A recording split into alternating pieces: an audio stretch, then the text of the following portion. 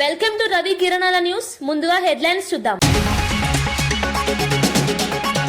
ఇది తమిళనాడు, ఇక్కడ బీజేపీ ఎప్పటికీ గెలవదు అన్న ముఖ్యమంత్రి స్టాలిన్. అహంకారం కలిగిన ఏ పార్టీకి అవకాశం రాదన్న స్టాలిన్.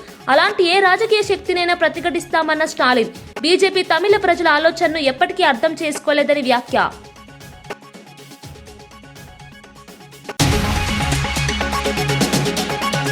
అడ్డదారిలో గద్దెనెక్కిన కాంగ్రెస్ కు కాలం చెల్లిందని పల్లె ప్రజలు ఓటుతో తేల్చి చెప్పారన్న కేటీఆర్. 2 దశ పంచాయతీ ఎన్నికల ఫలితాలపై బీఆర్ఎస్ హర్షం. రేవంత్ రెడ్డి 2 ఏళ్ల పాలనపై కేటీఆర్ తీవ్ర విమర్శలు. గ్యారంటీల అమల్లో వైఫల్యమే కాంగ్రెస్ ఓటమికి కారణమన్న కేటీఆర్.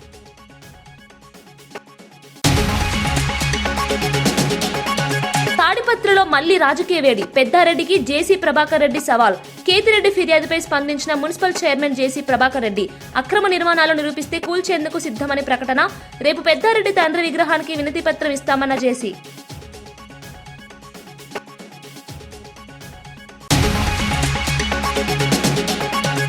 నూతన సీఐసీగా రాజ్ కుమార్ గోయల్ ప్రమాణ స్వీకారం. 9 ఏళ్ల తర్వాత పూర్తి స్థాయిలో సీఐసీ పని ప్రారంభం. పారదర్శకతకు బలం చేకూర్చే కొత్త నియామకాలు. సమాచార హక్కు అమలుకు కొత్త ఊపిరి.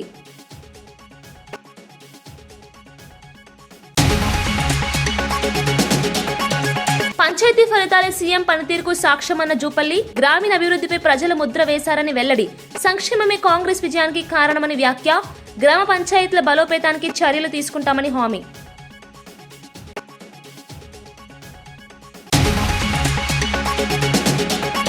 గెలిచిన సర్పంచ్లకు అన్ని విధాలా అండగా ఉంటామని బీఆర్ఎస్ వర్కింగ్ ప్రెసిడెంట్ కేటీఆర్ స్పష్టం చేశారు. ప్రతి జిల్లాకు ప్రత్యేకంగా లీగల్ సెల్ ఏర్పాటు చేస్తామని ప్రకటించారు. కాంగ్రెస్ నాయకులు బెదిరింపులకు పాల్పడి తప్పుడు కేసులో ఇరికించే ప్రయత్నాలు చేస్తున్నారని ఆరోపించారు. అటువంటి చర్యలకు భయపడొద్దని సర్పంచ్లకు భరోసా ఇచ్చారు. మీకు రావాల్సిన నిధులను మోదీ గాని రేవంత్ రెడ్డి గాని ఆపలేరని, అది మీ హక్కు అని అన్నారు. ఈ ప్రభుత్వం ఇంకా 2.5 సంవత్సరాలే ఉంటుందని, ఆ తర్వాత మళ్లీ బీఆర్ఎస్ ప్రభుత్వం అధికారంలోకి వస్తుందని ధీమా వ్యక్తం చేశారు. పార్టీ కార్యాలయం మీకు రక్షణ కేంద్రంగా ఉంటుందని చెప్పారు. ఏ సమస్య వచ్చినా లీగల్ సెల్ మీకు అండగా నిలుస్తుందని హామీ ఇచ్చారు. బీఆర్ఎస్ శ్రేణులు ధైర్యంగా పనిచేయాలని కేటీఆర్ పిలుపునిచ్చారు. మీకు వచ్చే పైసలు ఎట్లాగొస్తాయి? గ్రామ పంచాయతీకి రావాల్సిన డబ్బులు కేంద్ర ప్రభుత్వం నుంచి, రాష్ట్ర ప్రభుత్వం నుంచి మీ హక్కుగా రావాల్సిన పైసలు, ఫైనాన్స్ కమిషన్ ద్వారా రావాల్సిన పైసలు ఎవడు ఆపలేడు. ఆది శ్రీనివాస్ ఆపలేడు, రేవంత్ రెడ్డి ఆపలేడు, నరేంద్ర మోడీ కూడా ఆపలేడు. ఎందుకంటే అది రాజ్యాంగం. అంబేద్కర్ రాసిన రాజ్యాంగం ఆధారంగా మీకు రావాల్సిన పైసలు బరాబర్ వస్తాయి. ఏమన్నా అయ్యా కూడా ఆపలేడు. అది కానీ ఏమన్నా గిట్లనే ఆడనో ఈడనో బెదిరించే ప్రయత్నం చేస్తారు. చాలా లంగాలు కాంగ్రెస్ వాళ్ళు. వాళ్ళ మాటినకపోతే ఏం చేస్తారు? సర్పంచ్ గారిని ఏదో ఒక దానిలో ఇరికిచ్చి వాళ్ళని సస్పెండ్ చేయాలి. ఎందుకంటే అధికారం కదా, సస్పెండ్ చేయాలి. సస్పెండ్ చేసి ఉప సర్పంచ్ వాళ్ళ మనిషిని పెట్టుకోవాలి, వాళ్ళకు బాధ్యత ఇవ్వాలని చెప్పి లంగ కథలు చేస్తారు. అందుకే మనకు కూడా తెలివి ఉంది కాబట్టి, భగవంతుడు వాళ్ళకే కాదు మనకు కూడా తెలివితేటలు ఇచ్చిండు కాబట్టి నేనేం చెప్తున్నా అంటే, జిల్లాల వారీగా సర్పంచులకు అండగా నిలబెడతందుకు ప్రతి జిల్లాలో లీగల్ సెల్ ఏర్పాటు చేస్తాం. ఎక్కడ ఎవడన్నా మిమ్మల్ని సస్పెండ్ చేసే ప్రయత్నం చేస్తే వెంటనే 1 సెకండ్ కూడా మీరు ఆలస్యం చేయకండి. జిల్లా పార్టీ ఆఫీస్ ఇక్కడనే మీకు పక్కనే ఉన్నది. ఇక మన జిల్లా గింతనే జిల్లా, చిన్న జిల్లా, 12 మండలాలు, 2 మున్సిపాలిటీలు, చాలా చిన్న జిల్లా మనది. వెంటనే అర్ధగంట లోపల మీరు ఇక్కడికి రావచ్చు. లక్ష్మీ నరసింహారావు గారిని, రవిశంకర్ గారిని, రసమై బాలకృష్ణ గారిని, మా తోట ఆగయ్య గారిని నేను కోరుతా ఉన్నా. ఎక్కడ ఏ ఊర్లో చిన్న, ఇప్పుడు 83 మంది మాత్రమే కాదు, ఇంకా 17 నాడు మళ్ళీ ఎలక్షన్ ఉంది. మళ్ళా జోరుదారు గెలుస్తాం, నాకే అనుమానం లేదు. ఎక్కడ చిన్న సమస్య వచ్చినా సర్పంచ్ గాని ఉప సర్పంచ్ గాని వెంటనే ఇక్కడ లీగల్ సెల్ యాక్టివేట్ చేయాలి. వెంటనే కోర్టుకు పోవాలి. మన హక్కుల కోసం మనం కొట్లాడాలి. ఈ విషయంలో రాజీ పడొద్దని చెప్పి నేను కోరుతున్నా. ఎర్ర కాలువ పక్కన రోడ్డు నిర్మాణానికి సంబంధించి ప్రైవేట్ యజమానుల నుంచి 7 మీటర్ల స్థలాన్ని చట్టబద్దంగానే తీసుకున్నామని జేసీ ప్రభాకర్ రెడ్డి స్పష్టం చేశారు. అక్రమ ప్లాట్లపై పెద్దారెడ్డి చేసిన ఆరోపణలను నిరూపించాలని ఆయన సవాల్ విసిరారు. లేని పక్షంలో తమ కౌన్సిలర్లు పెద్దారెడ్డి తండ్రి విగ్రహం వద్ద ధర్నాకు దిగుతారని హెచ్చరించారు. మీడియాతో మాట్లాడుతూ ప్రజాభివృద్ధి కోసమే రోడ్డు నిర్మాణం చేపట్టామని చెప్పారు. వ్యక్తిగత ఆరోపణలతో అభివృద్ధి పనులను అడ్డుకోవద్దని సూచించారు. అన్ని అనుమతులు తీసుకున్న తర్వాతే పనులు ప్రారంభించామని తెలిపారు. రాజకీయ లబ్ధి కోసం తప్పుడు ప్రచారం చేస్తున్నారని మండిపడ్డారు. ఈ వివాదం స్థానిక రాజకీయాల్లో చర్చనీయాంశంగా మారింది. ఏం చేసినాడు ఆయన?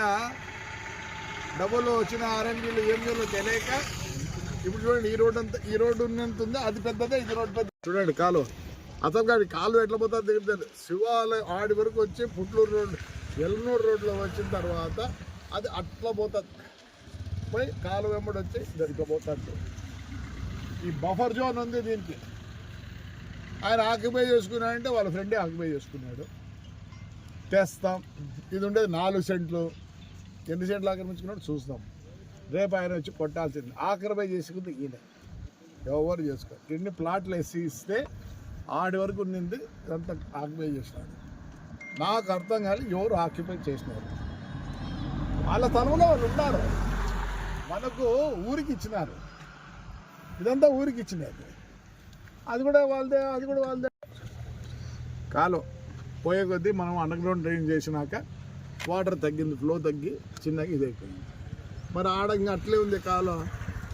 అవతల ఎవరన్నా ఇల్లు కట్టుకున్నారు, ఆడ కూడా నీ ఫ్రెండే కట్టుకున్నారు. మేము రెవెన్యూ వాళ్ళని అడుగుతాం. ఆయన చెప్పినాడు కాబట్టి రేపు ప్రొక్లేన్ పెట్టాల్సిందే. మళ్ళీ కావాలంటే సర్వే చేపిస్తాం. ఆడ డబుల్ రోడా, ఇది సింగిల్ రోడ్డే కదా. సింగిల్ రోడ్డే డబుల్ రోడ్? సింగిల్ రోడ్డే. మరి ఆడ ఇప్పుడు బూడ్చినా కాలం కనిపిస్తుంది కదా. ఆడ బూడ్చినా ఆడ లేవు. ఆ కాలువ దగ్గర నుంచి మొత్తము ప్రైవేట్ ల్యాండ్. ఆ ప్రైవేట్ ల్యాండ్ వాళ్ళు స్థలం పెట్టుకున్నారు. ఆడికి నీకు ఎంత ఇచ్చినారు? 20 మీటర్లు ఇచ్చినారు. కొంతమంది వాళ్ళు చేసుకుంటున్నారు. మరి ఎవరు ఆచరించారంట? నువ్వు రేపు నిరూపించాలా. ఊరికి ఏదో అబద్ధాలు వేస్తే ఒప్పుకోరు. రేపు పెద్ద ఆయన వాళ్ళ నాన్న విగ్రహం దగ్గర, అది విగ్రహం కూడా కడకల క్యాన్రోలే, ఎందుకంటే అది కూడా అనాథ రైట్ కాబట్టి బాగా క్లీన్ చేయించి ఆయన వినతి పత్రం ఇచ్చి ఆడే కూర్చుంటారు మా కౌంటర్లు, మా ఉద్యానం. ఆయన ఖచ్చితంగా వచ్చి, ఎందుకంటే రెవెన్యూ వరకు పోయినాడు కాబట్టి రావాలా, చూపించాలా. మేము ఒకటే రిక్వెస్ట్ చేస్తాం, రేపు రెవెన్యూ వాళ్ళని పట్టుకొని కొట్టేపించి ఏదేది ఆకిపోయిందంటే దాన్ని కొట్టేస్తాం. ఆయన ప్రకారం ఇంటి కూడా కనపడుతుంది. ఇది ఆకిపోయి ప్లాట్లు వేసినారు. నాకు తెలుసు ప్లాట్ ఆట వరకే ఉండేది. ఈ ముందుకు వచ్చేస్తా కదా. వీళ్ళ వాళ్ళే ఇద్దరు, నాకు తెలిసి ఇప్పుడు ఇద్దరు వీళ్ళ వాళ్ళే ఆక్యుపై చేసినారు. ఎవరు ఆక్యుపై చేయాలి? రైట్ అమ్మా. రేపు పొద్దున్నే 10 గంటలకి ఎంఆర్ఓ గారికి వినతి పత్రం ఇచ్చి అక్కడి నుంచి పోయి వాళ్ళ పెద్ద ఆయనకు కూడా వినతి పత్రం ఇచ్చి ఆడే కూర్చుంటాం. రెవెన్యూ వాళ్ళు ఆయన వచ్చి జవాబు చెప్పేద్దాం. రైట్ మా. Thank you. మీరు అందరూ వచ్చినారు. Thank you. హుజూర్ నగర్ నియోజకవర్గంలో పోలీసులు కాంగ్రెస్ మండల పార్టీ అధ్యక్షుల్లా వ్యవహరిస్తున్నారని మాజీ మంత్రి ఎమ్మెల్యే జగదీష్ రెడ్డి తీవ్ర ఆరోపణలు చేశారు. సర్పంచ్ ఎన్నికల ప్రచారంలో పాల్గొన్న ఆయన మాట్లాడుతూ బీఆర్ఎస్ అభ్యర్థులు కార్యకర్తలను అక్రమంగా అరెస్టులు చేసి భయపెడుతున్నారని అన్నారు. చింతలపాలెం, మఠంపల్లి, గెరుడపల్లి, హుజూర్ నగర్ ప్రాంతాల్లో పోలీసులు పక్షపాతంగా వ్యవహరిస్తున్నారని విమర్శించారు. కాంగ్రెస్ నాయకులకు అనుకూలంగా పోలీసు యంత్రాంగం పనిచేస్తోందని ఆరోపించారు.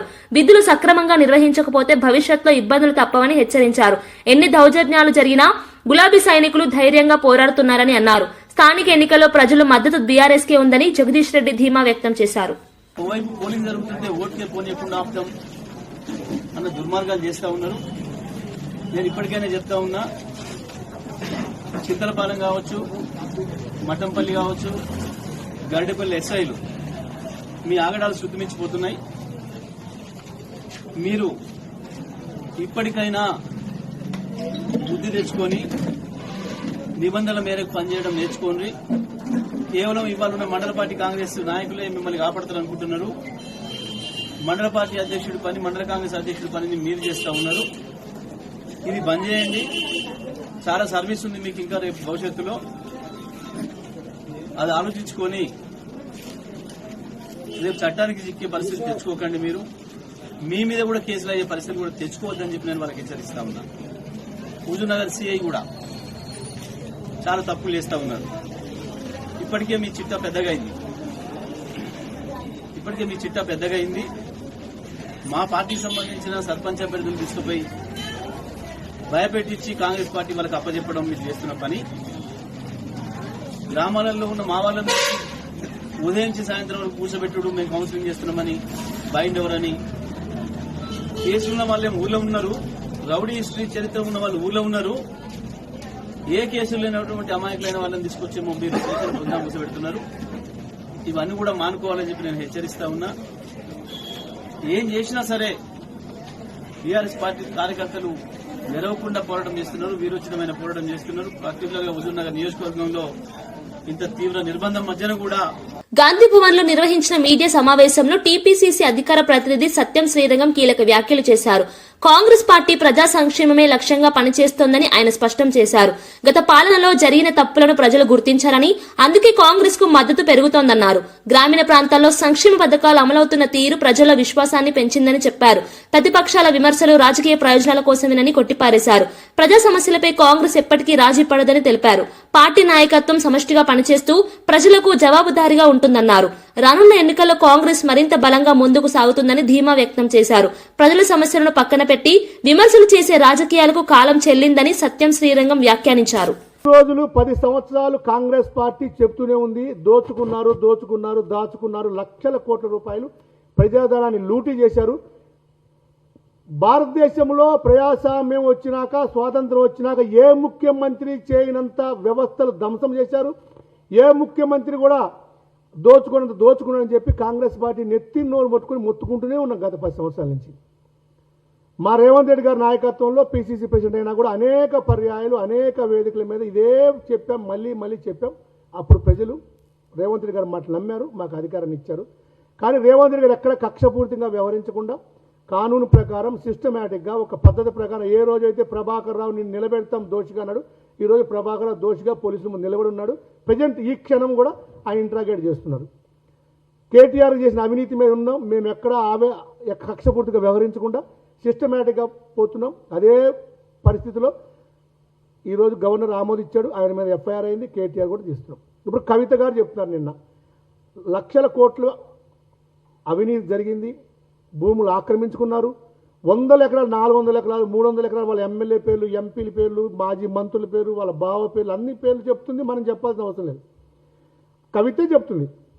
ఆ రోజు ఒక్కడే మాట చెప్పింది కవిత గారు, నేను టాస్ వేసాను ఇప్పుడు మొదలుపెట్టానని. ఆ టాస్ పైన ఆగిపోయింది, మళ్ళీ కింద పడలా. మరి 4 రోజులు అయింది వాళ్ళకి.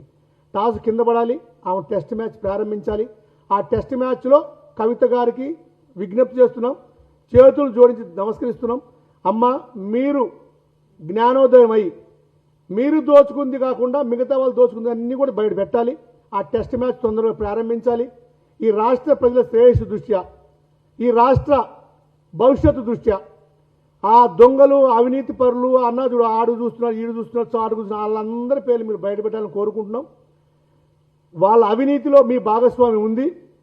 పోనీ నీ సంగతి తర్వాత అయినా మీ ఎమ్మెల్యేలు, మీ అన్న, మీ నాయన, మీ బావ, మీ పెద్దన్న సంతోష్ రావు గారు, వీళ్ళందరి అవినీతి కూడా బయటకు రావాలి. ఈ రాష్ట్ర శ్రేయస్సు కోసం అవన్నీ జరగాలి.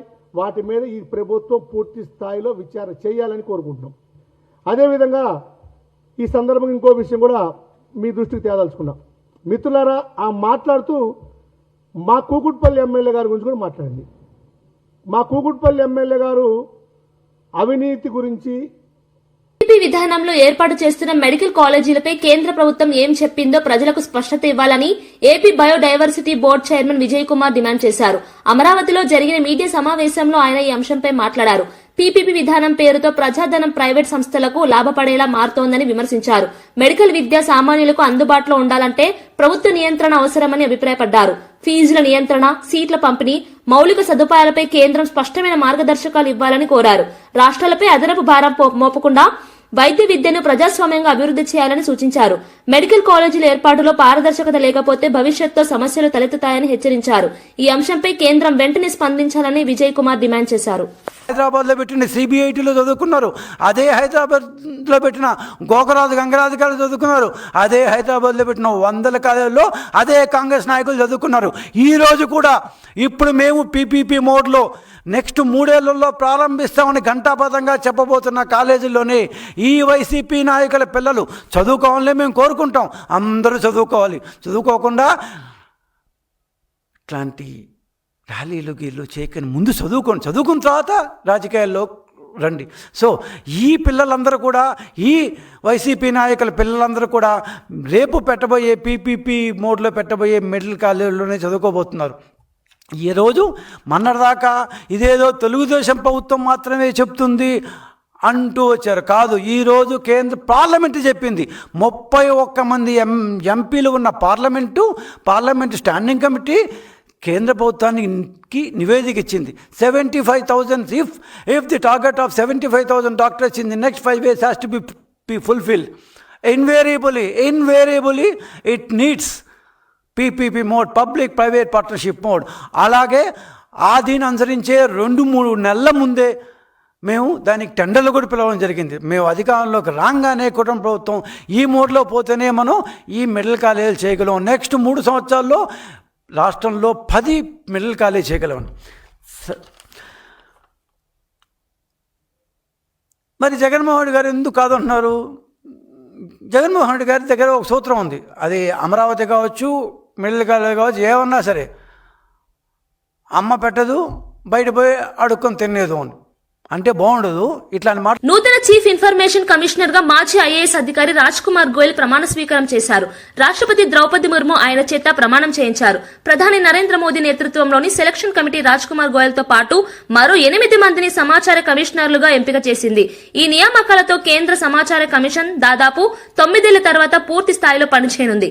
పారదర్శకత, సమాచార హక్కు చట్టం అమలులో కీలక పాత్ర పోషించే సిఐసికి ఈ నియామకాలు ప్రాధాన్యం సంతరించుకున్నాయి.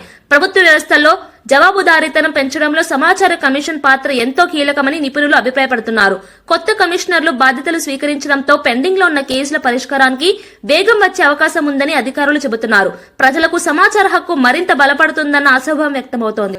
संविधान के प्रति कि मैं विधि द्वारा स्थापित भारत के संविधान के प्रति सच्ची श्रद्धा और निष्ठा रखूंगा। सच्ची श्रद्धा और निष्ठा रखूंगा। मैं भारत की प्रभुता और अखंडता अक्षुण्ण रखूंगा मैं भारत की प्रभुता और अखंडता अक्षुण्ण रखूंगा तथा मैं सम्यक प्रकार के से और श्रद्धापूर्वक तथा अपनी पूरी योग्यता, ज्ञान और विवेक से तथा मैं सम्यक प्रकार से और श्रद्धा पूर्वक तथा अपनी पूरी योग्यता, ज्ञान और विवेक से अपने पद के कर्तव्यों का, अपने पद के कर्तव्यों का भय या पक्षपात, अनुराग या देश के बिना पालन करूंगा भय या पक्षपात, अनुराग या द्वेष के बिना पालन करूंगा तथा मैं संविधान और विधियों की मर्यादा बनाए रखूंगा तथा मैं संविधान और विधियों की मर्यादा बनाए रखूंगा।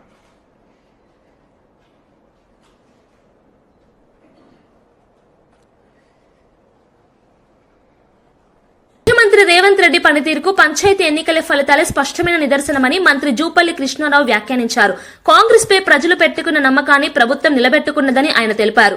గ్రామ స్థాయిలో అభివృద్ధి, సంక్షేమ పథకాలు ప్రజలకు చేరుతున్నాయని ఎన్నికల ఫలితాల ద్వారా స్పష్టమైందన్నారు.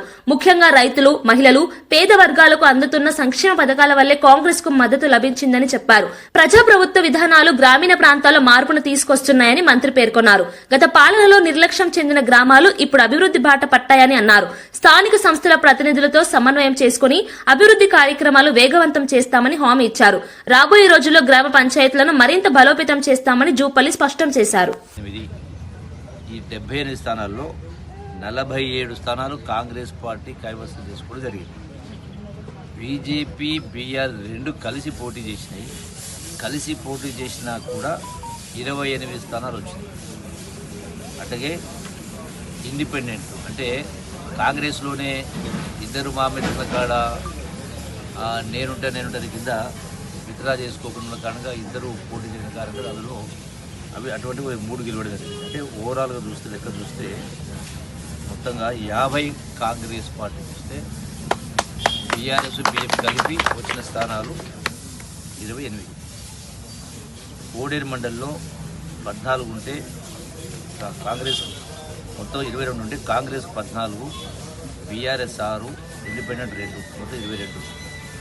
అంటే పెద్దకొత్తపల్లిలో మొత్తం 28 ఉంటే 18 కాంగ్రెస్, 10 బీజేపీ, బీఆర్ఎస్. తర్వాత అట్లాగే గుల్లాపూర్ సంబంధించి 18లో 10 కాంగ్రెస్, బీజేపీ, బీఆర్ఎస్ కలిపి 7, 1 ఇండిపెండెంట్. అట్లాగే పెంటపల్లికి సంబంధించి చెరి 5 రావడం జరిగింది, మొత్తం 10లో. ఇంకా 3 మండలాలు ఉన్నాయి. అంటే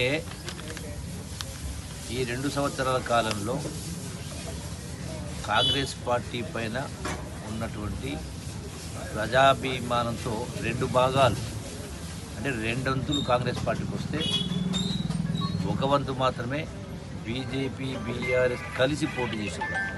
ఒక్కొక్కడమైతే మేము పోటీ పడలేమని మొదటి నుంచి ఎట్లయితే రాష్ట్ర స్థాయిలో ముఖ్యమంత్రి రేవంత్ రెడ్డి కాంగ్రెస్ పార్టీ చేపట్టిన ఓట్ చోరీ ర్యాలీలో ప్రధాని మోదీపై అభ్యంతరకర నినాదాలు వినిపించాయంటూ బీజేపీ ఎంపీలు పార్లమెంట్లో ఆందోళన చేపట్టారు.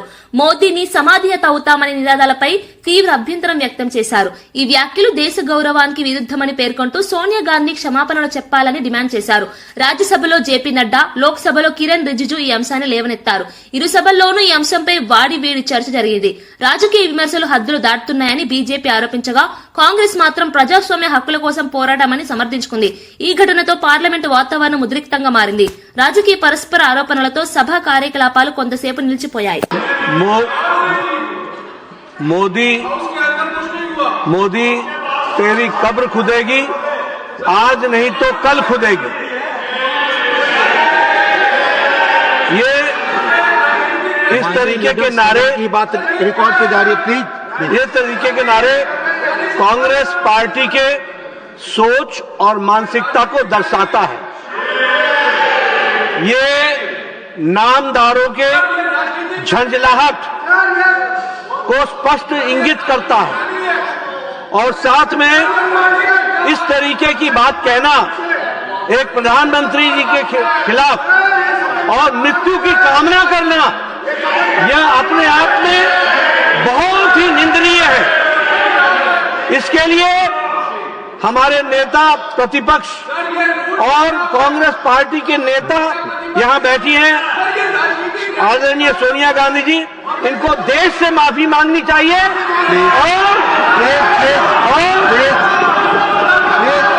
మాజీ మంత్రి ధర్మాన ప్రసాదరావుపై ఎమ్మెల్సీ దువ్వాడ శ్రీనివాస్ తీవ్ర స్థాయిలో విమర్శలు చేశారు. ఎన్నికల్లో ఓటమి తర్వాత ఆయన 5 ఏళ్ల పాటు ఇంటికే పరిమితం అవుతారని వ్యాఖ్యానించారు. ఎన్నికలకు 6 నెలల ముందే మాత్రమే ప్రజలోకి వచ్చి రాజకీయాలు చేస్తారని ఆరోపించారు. ప్రజల సమస్యలపై నిరంతరం పోరాడే నాయకత్వం ధర్మాన వద్ద లేదని విమర్శించారు.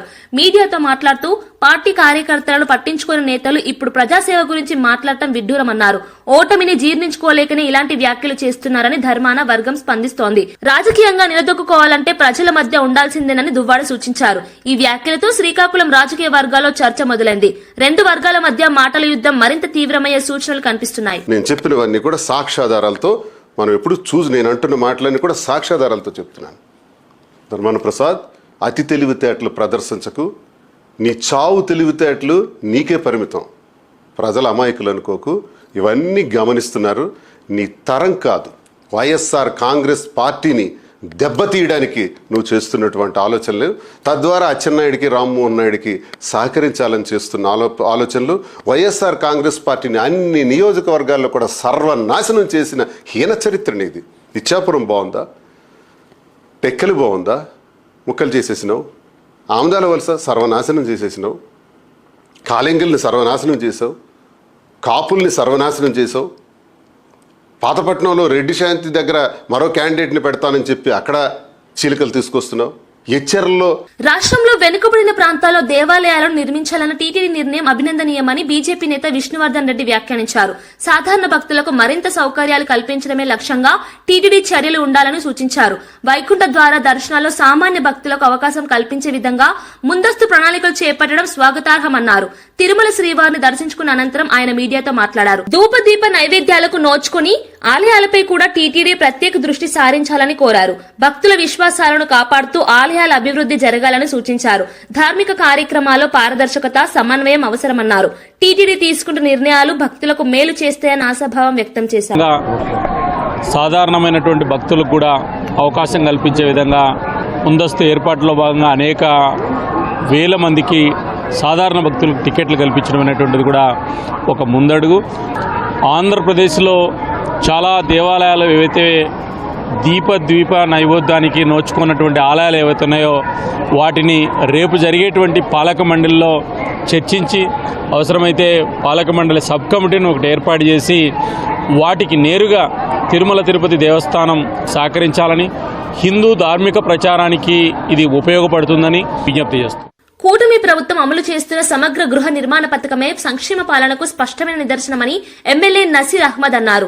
అమరావతిలో ఎన్టీఆర్ భవన్ లో నిర్వహించిన మీడియా సమావేశంలో ఆయన మాట్లాడారు. పేదలందరికీ సొంతింటి కల సాకారం చేయాలనే లక్ష్యంతో ప్రభుత్వం ముందుకు సాగుతోందని చెప్పారు. గతంలో ఇళ్ల నిర్మాణం పేరుతో జరిగిన అవకతవకలకు పూర్తిగా చెక్ పెట్టామని స్పష్టం చేశారు. అర్హులైన లబ్దిదారులందరికీ నాణ్యమైన ఇల్లు అందేలా పకడ్బందీ చర్యలు తీసుకుంటున్నామని తెలిపారు. గృహ నిర్మాణంతో పాటు మౌలిక సదుపాయాల కల్పనకు కూడా ప్రభుత్వం ప్రాధాన్యమిస్తోందన్నారు. గ్రామీణ పట్టణ ప్రాంతాల్లో సమానంగా అభివృద్ధి జరగాలన్నదే కూటమి ప్రభుత్వ లక్ష్యమని పేర్కొన్నారు. రానున్న రోజుల్లో మరిన్ని సంక్షేమ పథకాలు ప్రజలకు అందిస్తామని నసీర్ అహ్మద్ హామీ ఇచ్చారు. దీని అభివృద్ధి కోసం ప్రణాళికలు రచిస్తే మీరు 5 సంవత్సరాల్లో ఏం పీకారో రాష్ట్ర ప్రజలకు, ముఖ్యంగా నగర ప్రజలకు ఒక్కసారి చెప్పాలని చెప్పి ఈ సందర్భంగా కోరుతా ఉన్నా. ఈరోజు మీరు చెప్తా ఉన్నారు ఇది ఐకానిక్ బ్రిడ్జ్ లాగా హిందూ కాలేజ్ కూడల దగ్గర నుండి అరండల్ బీఈడి కాలేజ్ వరకు వేయాలని. మీకు ఏ మాత్రం అవగాహన ఉంటే మీరు ఇరిగేషన్ శాఖ మంత్రిగా చేసినప్పుడు ఈ రాష్ట్రంలో ప్రజలు నవ్వుకున్నటువంటి పరిస్థితులు మేమందరం కూడా చూసాం. నిజంగా ఈరోజు మీరు ప్రాపర్టీ లాస్ అవుతాయంటున్నారు. Railway over bridge, railway track ఎంతవరకు అవసరమైందో అంతవరకే వాడతారు. దాన్ని బట్టి ఈరోజు వారికి అవసరమైన దానికి లోకల్గా పబ్లిక్ అవసరమైనటువంటి బ్రిడ్జ్ని వెడల్పు చేసేటువంటి కార్యక్రమం కూడా ఈరోజు తీసుకోవడం జరిగింది. కేంద్ర మంత్రిగా పెమ్మసాని చంద్రశేఖర్ గారు నగరంలో ప్రజలు పడుతున్నటువంటి ఇబ్బందుల మీద పూర్తిగా అవగాహన చేసుకొని ఈ కార్యక్రమానికి శ్రీకారం చుట్టినటువంటి పరిస్థితులు. మీరు గుంటూరు నగరంలో ఉంటూ వార్తలు ముగించే ముందు ముఖ్యాంశాలు మరోసారి. ఇది తమిళనాడు, ఇక్కడ బీజేపీ ఎప్పటికీ గెలవదు అన్న ముఖ్యమంత్రి స్టాలిన్. అహంకారం కలిగిన ఏ పార్టీకి అవకాశం రాదన్న స్టాలిన్. అలాంటి ఏ రాజకీయ శక్తినైనా ప్రతిఘటిస్తామన్న స్టాలిన్. బీజేపీ తమిళ ప్రజల ఆలోచనను ఎప్పటికీ అర్థం చేసుకోలేదని వ్యాఖ్య.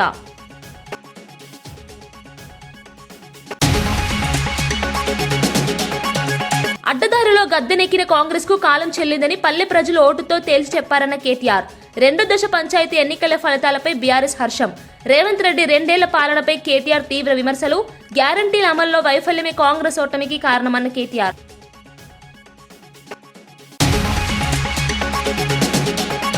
తాడిపత్రిలో మళ్లీ రాజకీయ వేడి. పెద్దారెడ్డికి జేసీ ప్రభాకర్ రెడ్డి సవాల్. కేతిరెడ్డి ఫిర్యాదుపై స్పందించిన మున్సిపల్ చైర్మన్ జేసీ ప్రభాకర్ రెడ్డి. అక్రమ నిర్మాణాలు నిరూపిస్తే కూల్చేందుకు సిద్ధమని ప్రకటన. రేపు పెద్దారెడ్డి తండ్రి విగ్రహానికి వినతి పత్రం ఇస్తామన్న జేసీ.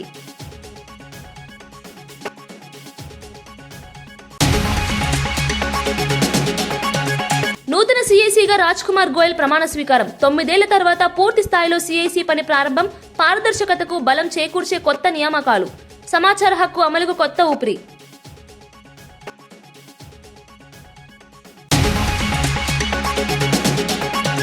పంచాయతీ ఫలితాలే సీఎం పనితీరుకు సాక్ష్యమన్న జూపల్లి. గ్రామీణ అభివృద్ధిపై ప్రజల ముద్ర వేశారని వెల్లడి. సంక్షేమమే కాంగ్రెస్ విజయానికి కారణమని వ్యాఖ్య. గ్రామ పంచాయతీల బలోపేతానికి చర్యలు తీసుకుంటామని హామీ.